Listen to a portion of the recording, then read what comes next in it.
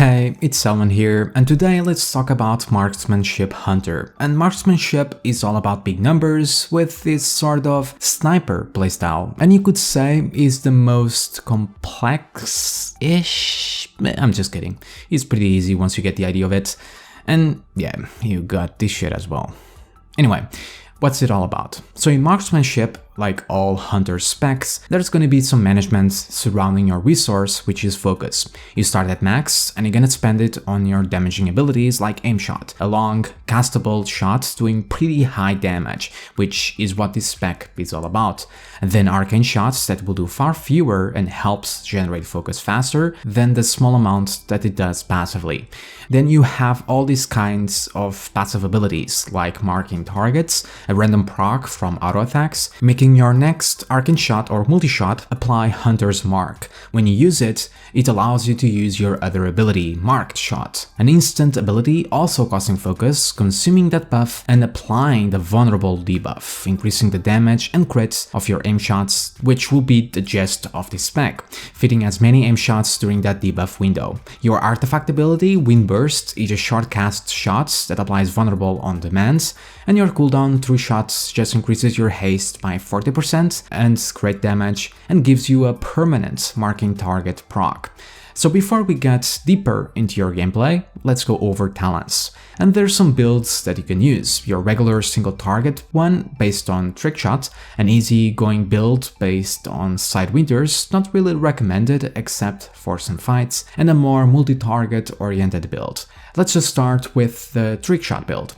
The first tier you want is Lone Wolf, removing your pets from the equation and increasing your damage. This is pretty much what you want. If you really want to have your pets, you can either have those other two choices, but isn't recommended for max level.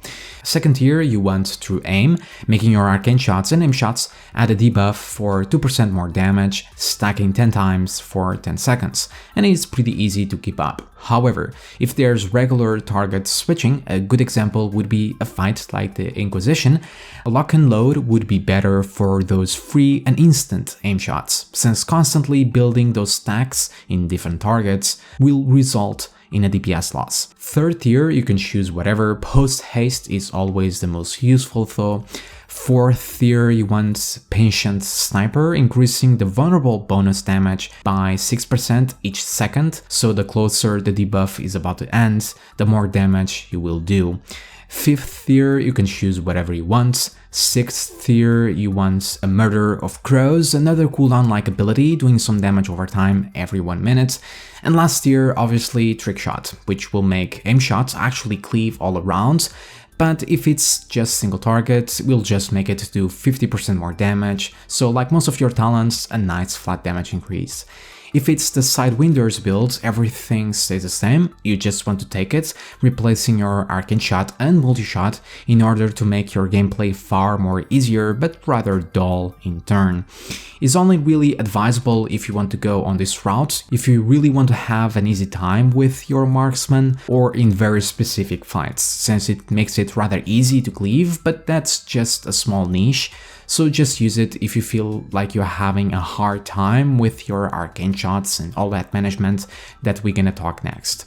And expect to have some downtimes with this build as well. As for your multi-target build, almost everything stays the same except you want Lock and Load for the same reasons as before, Explosive Shot, although Patient Sniper can still work, but if you need extra AoE, be sure to pick that. Then Volley instead of Crows, although Barrage can be used, but only for really bursty moments, usually Volley will be best.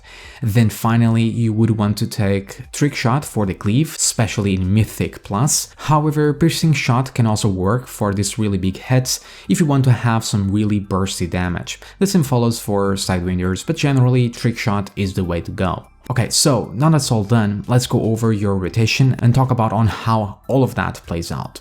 So your single target rotation, as I said in the beginning, is all about your aim shots and your vulnerable window. Mix that with focus and you get this cyclic type of gameplay, where you will create a vulnerable window, spend focus with aim shots until it drops, build focus back up, create another vulnerable window and just repeat.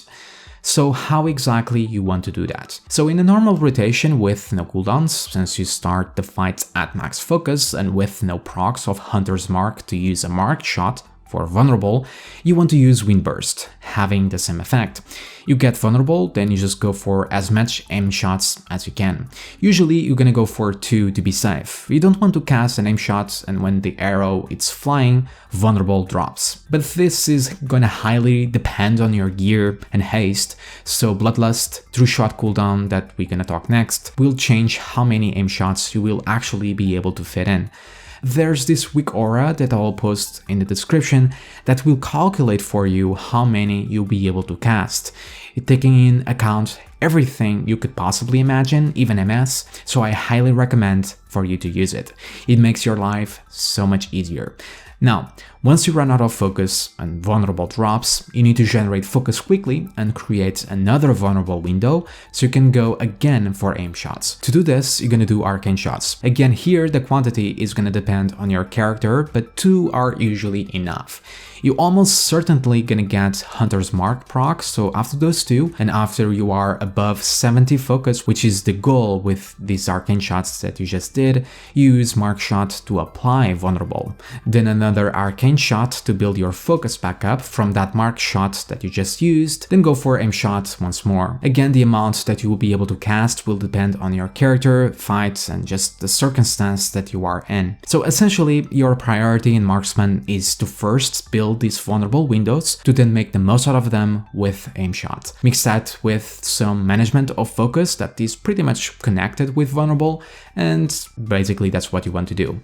Now, priority lists doesn't make all of this completely clear, so let's talk about how the cycle actually works mid-fight. So as I said, for mark shots, you only want to use them for vulnerable, okay?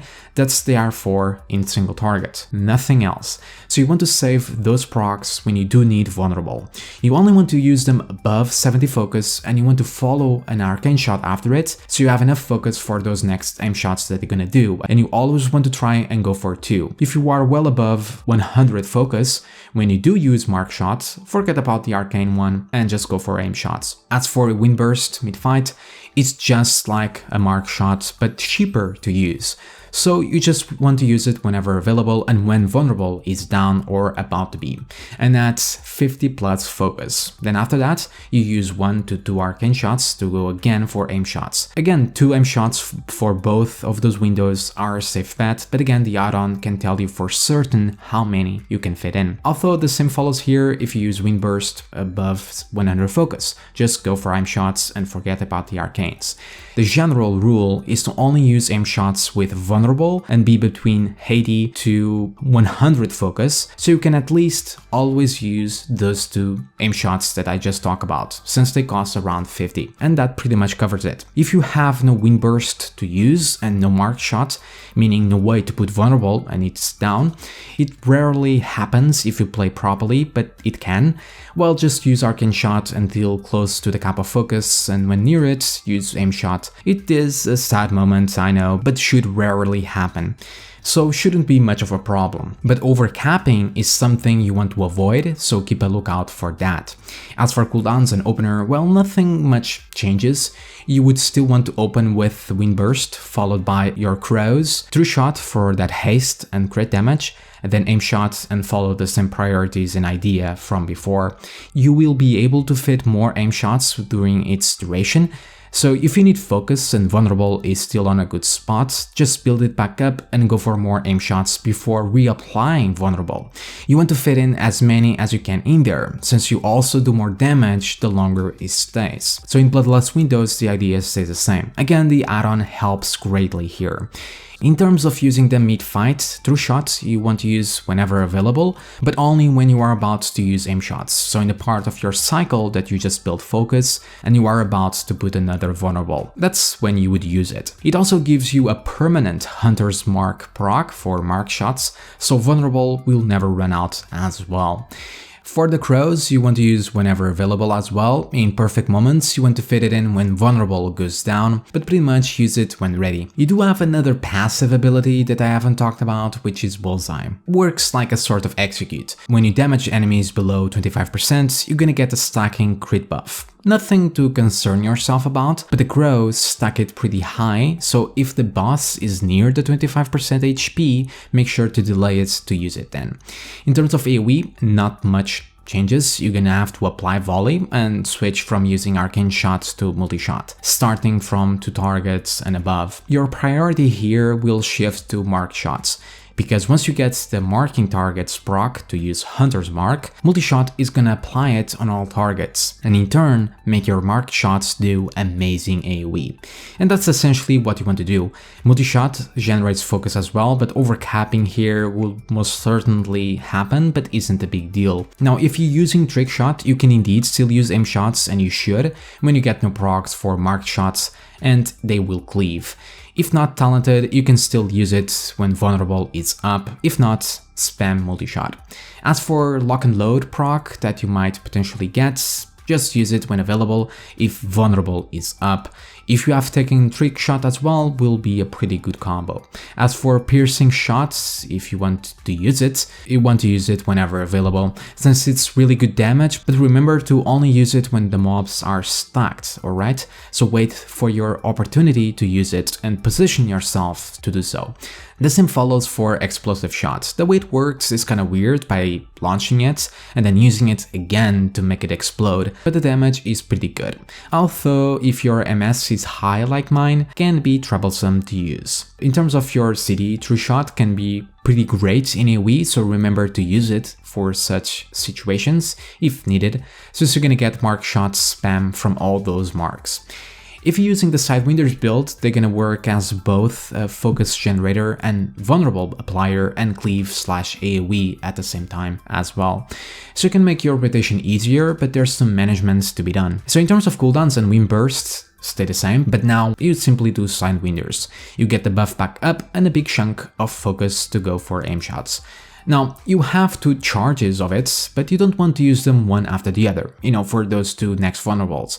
If you do, they're gonna be on cooldown on your following ones, meaning no vulnerable, meaning shed damage. So what you want to do is after you use that first one and you went for aim shots, you're gonna use marked shots to buy you enough time for their cooldown to take longer, so you never run out of them. And due to the lack of focus, since you no longer have arcane shots to build it on demand, you'll probably only be able to use 1 aim shot during that window that you just created with marked shot. Once you are about to reach the 2 charges of Sidewinders, you go use it again and rinse and repeat, still using wind burst when available to get vulnerable as well. And that covers your rotation. Again, remember to check in the description for those add-ons which can really help here. Now for more advanced topics. So there's really not much left to talk about. It will all end up being about managing your focus together with your vulnerable debuff to use as many aim shots as possible. Once you get the idea of your focus generation, even the amount you get passively, and your cast times, is when you start playing it perfectly. At least that's what you should be aiming for, while at the same time fit your 2 cooldowns perfectly in the middle of that. In terms of utility, you do have a good amount of them from your traps, so remember to use it, alright? As for mobility, it can be a bit shitty because of aim shots, so you can generate some focus with arcane shots while on a move, and the mark shots just when you are about to stand still again for aim shots. Don't outright spam mark shots when on a move, is tempting, but you might need it in the future, so choose your moments. As for stats, you're generally gonna go for mastery, increasing your overall damage of your focus costing abilities, so aim shots, plus increasing the range of all of your shots, which can also help.